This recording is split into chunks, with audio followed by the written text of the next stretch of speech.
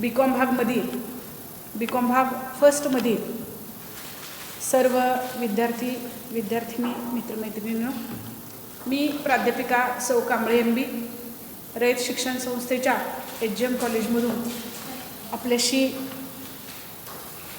BCom भाग फर्स्टच्या business management म्हणजे व्यवसाय व्यवस्थापन या विषयावरती आपल्याशी संवाद साधू इच्छिते. पाठीमागच्या लेक्चरला आपण व्यवस्थापन पाहण्यापूर्वी व्यवसाय ही संकल्पना अभ्यासली. व्यवसाय व्यवस्थापन याच्यामध्ये या दोन संकल्पना आहेत, व्यवसाय आणि व्यवस्थापन. या पूर्वीच्या लेक्चरमध्ये व्यवसाय, अर्थ आणि त्याची वैशिष्ट्य आपण पाहिली. आज आपण व्यवस्थापन या संकल्पनेचा अर्थ आणि व्याख्या बघण्याचा प्रयत्न करत आहोत. व्यवस्थापन ही संकल्पना पाठीमागं मी आपल्याशी संवाद साधताना बोलल्याप्रमाणे व्यवस्थापन ही संकल्पना ही मानवी संस्कृतीच्या इतिहासाइतकी प्राचीन समजली जाते. परंतु आज व्यवस्थापन ही जी संकल्पना आहे ती उद्योग आणि व्यापाऱ्यांच्या दृष्टिकोनातून म्हणजेच व्यवसायाच्या दृष्टीतून अत्यंत महत्त्वाची आणि परवलीचा शब्द म्हणून वापरली जाते. इथे जर बघितलं तर मग व्यवस्थापन म्हणजे काय, तर जनरली सामान्यपणे व्यवस्थापक जी कार्य करतो त्याला व्यवस्थापन असं म्हटलं जातं. सर्वसाधारणपणे व्यवस्थापनाची व्याख्या सांगत असताना व्यवस्थापन म्हणजे काय, तर इतरांकडून काम करून घेणं किंवा इतरांच्या बरोबरीनं काम करणं म्हणजे व्यवस्थापन असा त्याचा अर्थ घेतला जातो. व्यापक व्याख्याच आपण बघायचं म्हटलो तर किंबॉल आणि किंबॉलची व्यापक व्याख्या तुम्ही बघू शकता. साधारणपणे याच्यामध्ये व्यवसायाच्या प्रवर्तनापासून म्हणजे व्यवसाय स्थापनेचा विचार मनात आल्यापासून ते प्रत्यक्ष व्यवसाय उभारण्यापर्यंत जी काही कार्य करावी लागतात ती कार्य सगळी म्हणजे व्यवसायाचं प्रवर्तन करणं, नियोजन करणं, संघटन करणं, निर्णय घेणं, निर्देशन करणं, समन्वय राखणं आणि नियंत्रण ठेवणं या आणि अशा सर्व कार्याशी संबंधित असलेलं व्यवसायाचं कार्य म्हणजे व्यवस्थापन होय असं आपल्याला म्हणता येऊ शकतं. आता साधारणपणे इथं जर बघितलं तर व्यवस्थापन ही जी क्रिया आहे ती सामान्य व्यक्तीबरोबर उद्योजक आणि व्यापाऱ्यांच्या दृष्टीतून अत्यंत महत्त्वाची समजली जाते आणि म्हणून व्यवस्थापन हे घरी आणि दारी अशा सर्व ठिकाणी उपयुक्त समजलं जातं. व्यवस्थापनाचे जे 3 स्तर आहेत की ज्याच्यामध्ये top level management, middle level management, lower level management म्हणजेच उच्च पातळीवरील व्यवस्थापन, मध्यम पातळीवरील व्यवस्थापन आणि कनिष्ठ पातळीवरील व्यवस्थापन अशा 3 स्तरावरती व्यवस्थापनाचं कार्य चालतं आणि म्हणून याला 3 टायर सिस्टीम असं सुद्धा म्हटलं जातं. तर इथं जर बघितलं तर मग व्यवस्थापनाची व्यापक व्याख्या अत्यंत महत्त्वाची आहे की ज्याच्यामध्ये व्यवसायाचं प्रवर्तन करण्यापासून अर्थपुरवठा करणं, नियोजन करणं, संघटन करणं, निर्णय घेणं, निर्देशन करणं आणि अंतिम नियंत्रण ठेवणं या कार्याशी संबंधित असलेलं व्यवसायाचं कार्य म्हणजे व्यवस्थापन असं म्हटलं जातं. साधारणपणे कोणत्याही व्यवसायामध्ये ही सगळी कार्य पार पडणारी जी यंत्रणा आहे त्याला आपण व्यवस्थापन म्हणू. आता मग निश्चित व्यवस्थापनाची कार्य जर आपण बघायचं म्हटलो तर कार्य कुठली येतात की जी व्यवस्थापकाकडून पूर्ण केली जातात. आता इथं बघा की व्यवस्थापनाच्या कार्यामध्ये पूर्वानुमान हे कार्य पहिल्यांदा येतं. पूर्वानुमान म्हणजे काय, तर पूर्वानुमान करणं याचा अर्थ भविष्यामध्ये डोकावून पाहणं किंवा अंदाज वर्तवणं असा त्याचा अर्थ होतो. म्हणजे हा अंदाज अर्थवत असताना मला वाटते म्हणून, मी म्हणतो म्हणून किंवा आणखीन कुणीतरी म्हणते म्हणून असा पूर्वानुमानाचा अर्थ नाही आहे. तर पूर्वानुमानामध्ये पाठीमागील परिस्थिती, सद्यस्थिती आणि भविष्यकालीन परिस्थितीबाबत अचूक माहिती आकडेवारी गोळा करणं आणि त्या आधारे प्रोसेस्ड माहिती ज्याला इन्फॉर्मेशन म्हणतो ती मिळवणं की जी नियोजनासाठी आवश्यक असते किंवा निर्णय घेण्यासाठी आवश्यक असते. म्हणजे पूर्वानुमान हा नियोजनाचा पाया समजला जातो.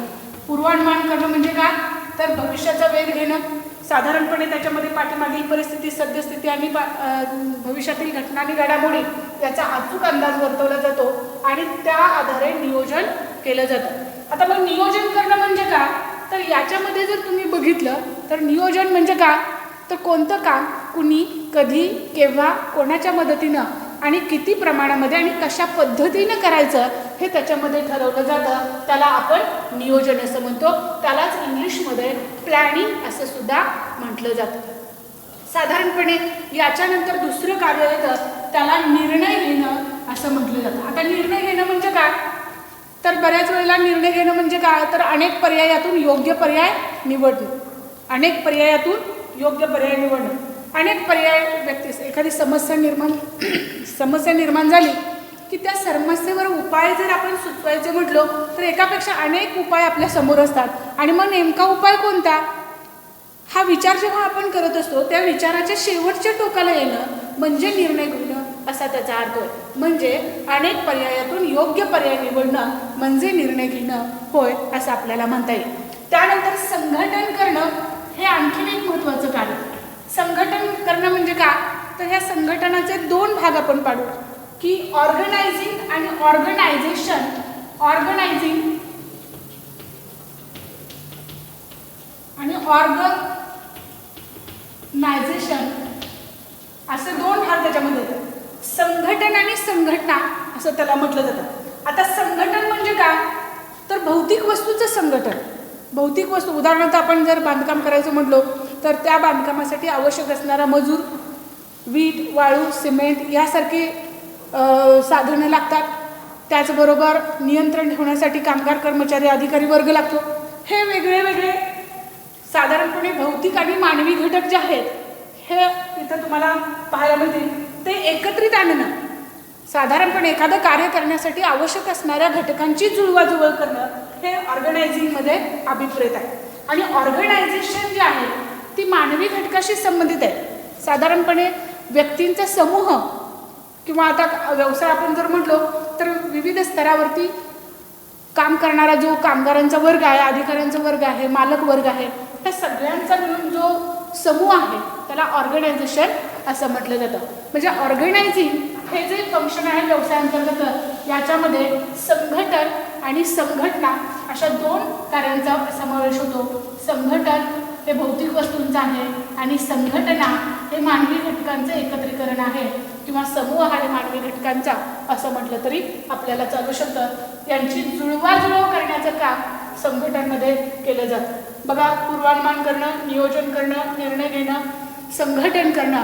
आता यामध्ये आणखीन एक महत्त्वाचं कार्य व्यवस्थापनाचं येतं ते म्हणजे निर्देशन करणं।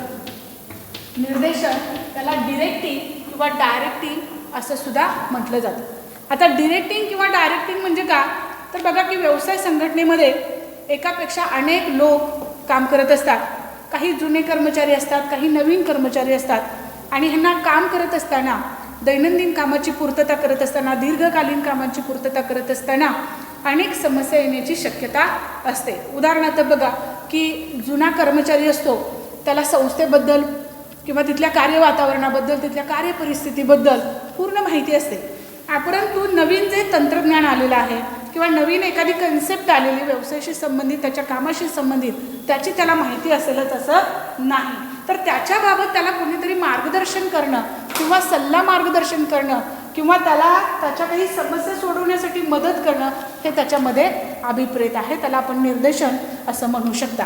साधारणपणे इथं जर बघितलं तर त्यानंतरचं महत्त्वाचं कार्य येतं त्याचबरोबर जो नवीन कर्मचारी असतो त्या नवीन कर्मचाऱ्याला नवीन कामाबाबतचं टेक्निक माहीत असेल परंतु संस्थेबद्दलची किंवा तिथल्या कार्यपरिस्थितीबद्दलची माहिती असेलच असं नाही आणि त्याबाबत माहिती देण्याचं काम, सल्ला मार्गदर्शन स्वरूपाबाबत त्याच्या कामासाठी मदत करण्याचं काम इथं निर्देशनामधून केलं जातं। आता त्यानंतर आणखीन एक महत्त्वाचं कार्य येतं त्याला कार्यप्रेरणा असं म्हटलं जातं। आता कार्यप्रेरणा म्हणजे काय, कार्यप्रेरणा याचा अर्थ काय, तर व्यक्तीला कामासाठी उद्युक्त किंवा प्रवृत्त करणं। आता संघटनेमध्ये बघा की काही कर्मचारी कार्यक्षम असतात, काही अकार्यक्षम असतात आणि ह्या दोन्ही कर्मचाऱ्यांना संघटनेच्या उद्देशाच्या दिशेने जर आपल्याला घेऊन जायचं असेल तर त्याला मोटिवेट करावं लागतं, त्याला कार्यप्रवृत्त करावं लागतं. आता मग कार्यप्रवृत्त करत असताना कार्यप्रेरणेची विविध साधनं वापरली जातात, पण ज्याच्यामध्ये आर्थिक साधनं आणि आर्थिकेतर साधनं या साधनांचा तिथं वापर केला जातो. आता आर्थिक साधनं ही पैशामध्ये असतात आणि आर्थिकेतर साधनं ही पैशाशिवाय असतात. उदाहरणार्थ आर्थिक साधनामध्ये साधारणपणे कर्मचाऱ्याच्या बेसिक पगारामध्ये वाढ करणं किंवा त्याला दरवर्षी इन्क्रिमेंट उपलब्ध करून देणं, प्रॉव्हिडंट फंड, ग्रॅच्युटी यासारख्या रकमा उपलब्ध करून देणं, हे जे काही आर्थिक बाबी आहेत त्या उपलब्ध करून दिल्या जातात पगार आणि पगाराच्या बरोबर त्या आर्थिक साधनामध्ये येतील. त्याचबरोबर कर्मचाऱ्यांना कार्यप्रवृत्त करण्यासाठी काही आर्थिकेतर साधनं उपलब्ध करून दिली जातात. उदाहरणार्थ बघा की कर्मचाऱ्याला नेहमी पैशामध्येच काही उपलब्ध करून दिलं की तो कार्यप्रवृत्त होतं असं नाही. साधं त्याच्या भावनेशी तुम्ही जर बघितलं तर एखाद्या कर्मचाऱ्यानं चांगलं काम केलं तर त्याच्या कामाचा गुणगौरव केला, त्याच्या कामाचा सर्वांच्या देखत तुम्ही त्याच्या पाठीवरती थाप देऊन गुणगौरव केला तरीसुद्धा कर्मचारी हा कार्यप्रवृत्त होताना तुम्हाला बघायला मिळेल. काही मनोरंजनाच्या सोयी, इव्हन अगदी स्वच्छ पिण्याच्या पाण्याची सोय किंवा प्रसाधनगृहांची सोय किंवा विश्रांतीच्या वेळा आणि त्यामध्ये अल्पोपहाराची सोय यासारख्या सेवासुद्धा त्याला कामाच्या ठिकाणी जर उपलब्ध करून दिल्या तर तो मोटिवेट होताना तुम्हाला बघायला मिळेल. त्याला कार्यप्रेरणा असं आपण म्हणू. त्याच्यानंतरचं एक महत्त्वाचं कार्य येतं त्याला आपण संदेशवहन असं म्हणू शकता. आता संदेशवहन म्हणजे काय तर विचारांची देवाणघेवाण असा त्याचा अर्थ आहे. साधारणपणे जर तुम्ही बघितलं तर व्यवस्थापन ही जी सिस्टीम आहे ती 3 टायर सिस्टीम म्हणून ओळखली जाते. याच्यामध्ये वरिष्ठ स्तरावरती जो वर्ग येतो त्याला आपण प्रशासन असं म्हणतो, मिडल पातळीवरती जो वर्ग येतो त्याला व्यवस्थापन असं म्हणतो आणि कनिष्ठ स्तरावरती जो वर्ग येतो त्याला संघटन असं म्हणतो.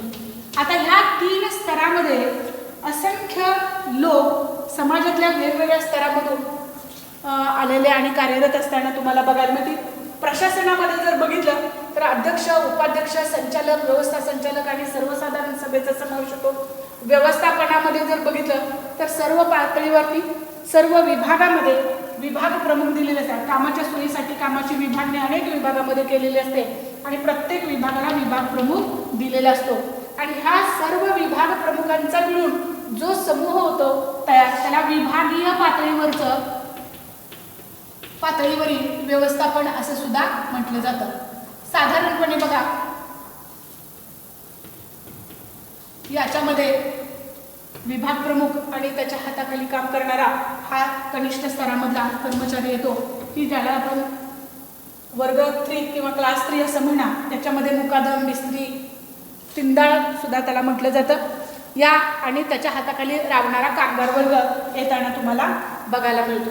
तर आता इथं जर बघितलं तर व्यवस्थापन हा जो 3 टायर सिस्टीमचा भाग आहे याच्यामध्ये वरिष्ठ स्तरापासून कनिष्ठ स्तरापर्यंत असंख्य लोक काम करत असतात. व्यक्तींचा हा समूह आहे आणि यांच्या कामामध्ये कुठंतरी सुसूत्रता राखणं हा भाग महत्त्वाचा आहे. म्हणजे सर्वसाधारणपणे वरिष्ठांनी दिलेले आदेश कनिष्ठापर्यंत पोहोचल्याशिवाय ते प्रत्यक्ष कृतीमध्ये येत नाहीत आणि म्हणून या सर्वांच्या कामामध्ये कुठंतरी सुसूत्रता असणं किंवा एकवाक्यता असणं हा भाग अत्यंत महत्त्वाचा आहे आणि त्याकरता वरिष्ठ आणि कनिष्ठ याच्यामध्ये संभाषण किंवा संदेशवहन हे अत्यंत चांगल्या पद्धतीनं होणं गरजेचं आहे. आज संदेशवहनाच्या अनेक वेगवान आणि गतिमान आधुनिक तंत्र उपलब्ध आहेत की ज्यामध्ये जर तुम्ही बघितलं तर आज मेल आहे, मेसेज आहे, फोन आहे, फॅक्स आहे यासारखी अत्यंत चांगली साधनं संदेशवहनासाठी उपलब्ध आहेत. त्याचबरोबर याच्यामध्ये आणखीन एक महत्त्वाचं कार्य तर नेतृत्व देणं.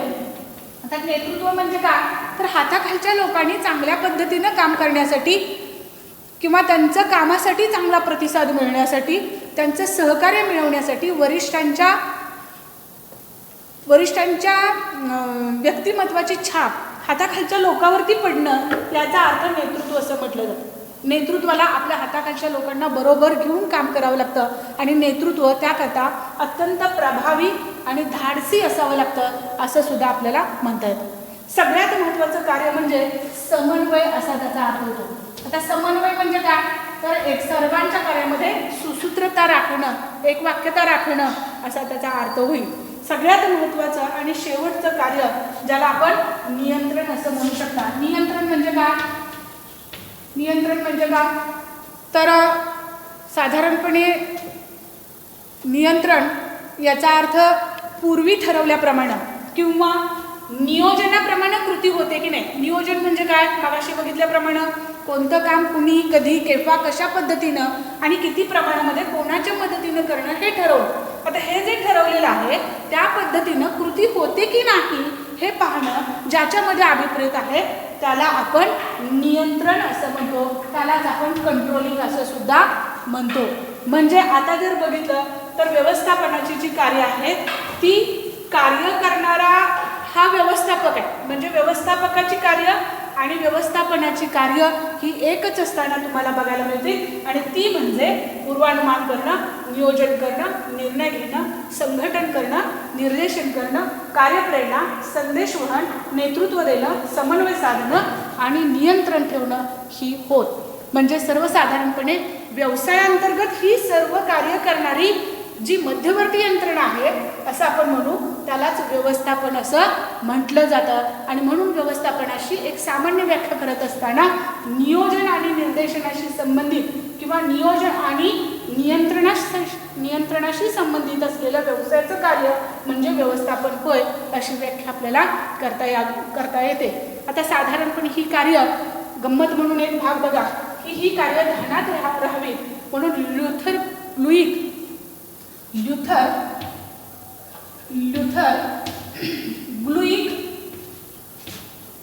किंवा बुलिक नावाचा एक विचारवंत आहे. व्यवस्थापनासंबंधी चांगली मतं मांडणारा हा एक महत्त्वाचा विचारवंत म्हणून ओळखला जातो. त्याने गंमत म्हणून एक शब्द तयार केलेला आहे आणि तो म्हणजे पोस्टड कॉर्ड. बघा, POSDCOR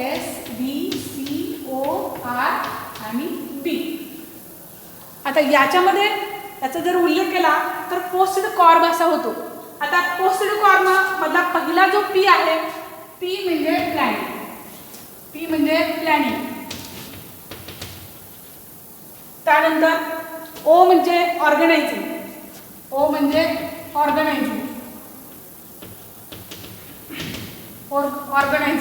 त्यानंतर S म्हणजे स्टाफिंग.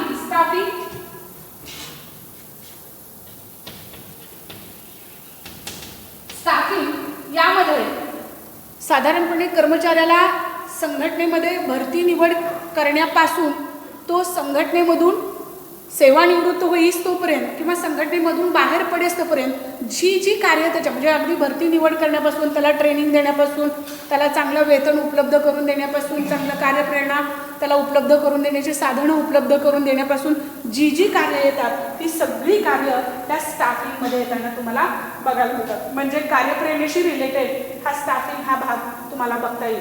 बघा, P for planning, O for organisation, S for staffing, D for directing म्हणजे निर्देशन.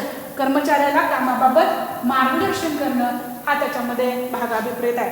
आता CO मीन्स कॉर्डिनेटिंग मीन्स कर्मचाऱ्याच्या कार्यामध्ये समन्वय असायला पाहिजे.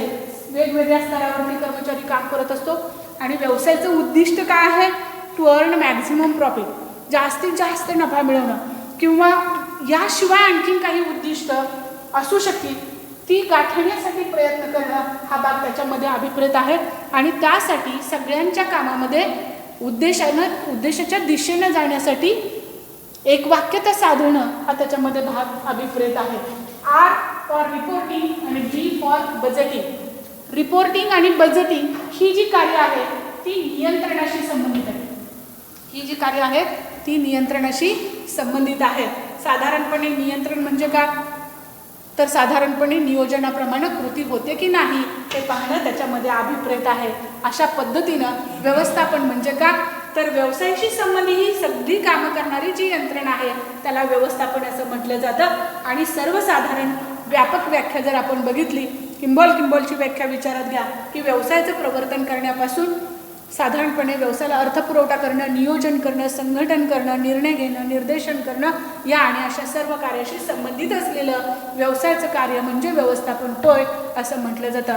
थोडक्यात व्यवस्थापन ही जर क्रिया बघितली तर व्यवसाय नियोजन आणि निर्देशनाशी संबंधित असलेलं व्यवसायाचं कार्य म्हणजे व्यवस्थापन होय असा अर्थ आपण इथं बघितलेला आहे. व्यवस्थापनाची वैशिष्ट्य ही आपण नेक्स्ट लेक्चरमध्ये बघणार आहोत. तत्पूर्वी धन्यवाद.